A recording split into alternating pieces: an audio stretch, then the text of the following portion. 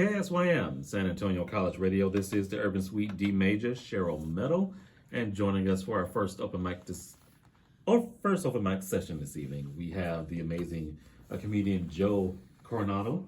How are you this evening? I'm doing good, man. Just a little tired from today, but I'm getting through it. Getting through it. I can attest to trying to work through all kinds of crap, especially especially towards the end of the year. Yeah. It's like you really trying to put a bow on everything, literally and figuratively. The end of the year drags really bad for like a lot of people, especially for me. I'm like, can it be the new year already? Yeah. But we're so close. But it doesn't feel like it. I know. I'm more excited for January 2nd because all this. I'm just waiting for March. Yeah. Oh yeah. That used to be my holiday, but I don't even know if I can enjoy that anymore. That's my holiday. It's like get a little money and just go on a little spending spree. Man. As long as you don't owe, it's good. I'll get a car and then I'll get repoed in April. You'll be back. Man. So, how are you doing, man? When did you get the comedy bug?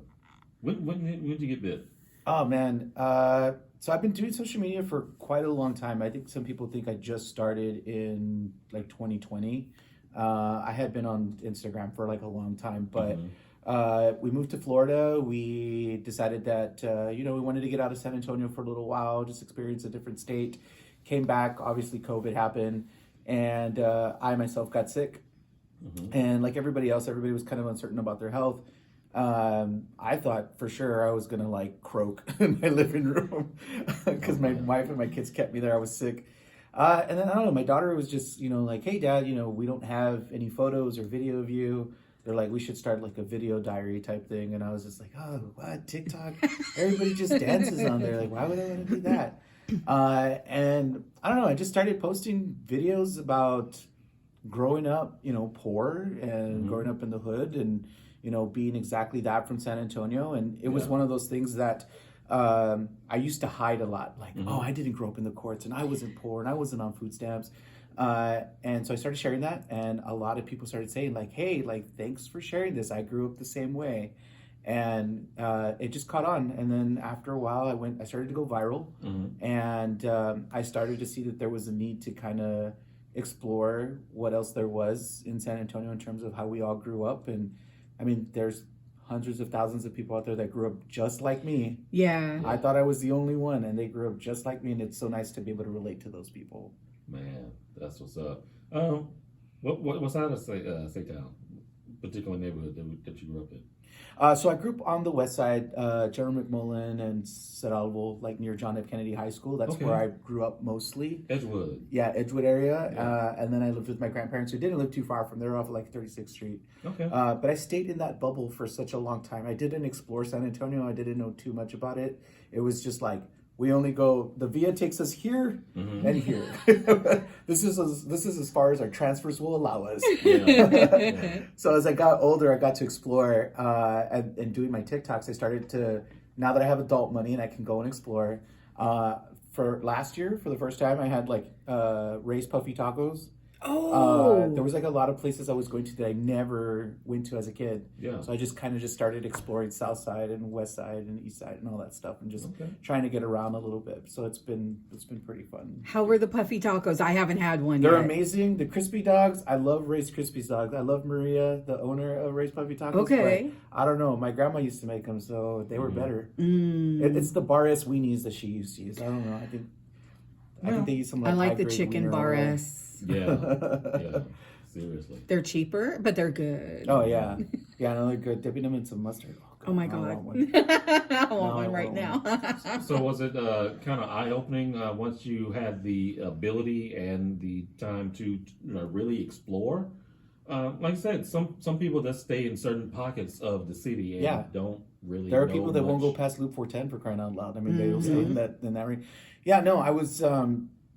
It was really, really eye-opening to see that, not just like the west side of town was a particular way. I started to realize as I explored that we're all the same. We all have a little hood in us. We're all, we're in some case we all share the same struggles. Yeah. I lived in like Castle Hills and Hollywood Park area. It's nice out there, but when you see a lady bust out her food stamp card, it's like, lady, how do you have like this $100,000, $200,000, $300,000 home, and you got like, and it was nice to like kind of like hear their stories and stuff and saying like, hey, our house is empty because we're trying to like pay the house. We don't have furniture or nothing, so it's like, you're starting like just like I did, but except you got a little more money. But no, it was it's nice to explore. A lot of people have been getting different perspectives in my reactions. People love when I go to different HEBs, and because dude, some of these HEBs are insane. Dude, seriously. Okay, we're on the east side, right? Yeah. And our little hoodie bee and the McCreely's, it's the one. What are the cross streets, Mickey? Oh, the one on Dub and MLK. Yeah, Dub and MLK. That's the hoodie bee. Oh, you go there, you got to pick through the vegetables and fruits because half of them are kind of rotten, and the meat you don't get the gray meat. But the McCreely's HEB is like freaking gorgeous. It's like they're in the same area, but two completely different HEBs. Yeah, no, it's forget about going to the north side. I went to the north side HEB and I was shocked because I was like, man, they don't got their makeup locked up over here. Yeah, that says everything right there. I was like, man, they got some kind of freedom over here. They're we don't got over there. They're very trusting here. We just start taking it off. Yeah, no, because these HEBs are huge, but I still love Las Palmas HEB on the west side. That's always going to be my HEB. I love shopping there. It's small. I know where everything's at. Yeah, it can get a little crazy there sometimes, but that's it makes it home. When we get our car, we'll have to go check that one out. Which one? The Las Palmas HEB. Oh, I've been in there. I know exactly what you're talking. Yeah. Okay. Somebody said, well, I haven't been, so I want to. Middle class HEB. I don't know what that would look like. maybe almost park. I don't know. But, right. What's that one? Isn't there one that has an upstairs? Yeah, there's somewhere. One on Nogalitos? Yeah, it's 2 floors. Good Lord. Well, it's not 2 floors. 1 floor is a parking lot. It's just on the second floor. Okay. Because when they said they had 2 floors, I went and I literally did this whole video thinking there was a second floor. And the lady's like, "Oh, it's downstairs. You gotta take this elevator, right?" And I go and I was like, "It's a parking lot. Where's the other floor?" And then somebody told me the one in, I think it's Austin, has like, it's 2 floors, like legit 2 floors. It's got a barbecue restaurant, a bar. Oh, I was like, man. I want a bar in our HE, but why can't the hoodie bee have a bar? What up? I know they'd be popping over there if they did. I still remember when I first got here that the HEB still was selling Chinese plates. Chinese food. I remember that. Ooh. HEB used to have, the Las Palmas used to have the Chinese plates, and they got rid of them. Now we got these, like, chicken bowls or whatever it is. Meh. It's like, just rice and beans and chicken. I don't like it. They need to bring back the yellow burritos too. Those are so good. Man. You know which ones I'm talking about? You don't know? A yellow burrito? It's like a little like yellow burrito. I don't know what it's just a burrito. It's like a bean and beef burrito. Wow. I don't know. I never heard of a yellow one. I'm originally from California, so that's my fault there. I don't know about the yellow burritos. I'll send you a photo of what they look like, and you're probably gonna be like, "Oh, those." Okay. God, things have changed in the amount of time that HEB has been around. A lot of things have changed. Tons of stuff has changed. They don't have. Some places don't even have like a food court anymore. Like everything's just kind of like to go and stuff. But yeah, they're getting really fancy. Really are. Fancy. Yeah. And they get too big for themselves, I guess. 10th largest grocer in the nation, and they're only open Texas and. Could you imagine? I think if they opened anywhere else, I think they would do really well, or they could fail.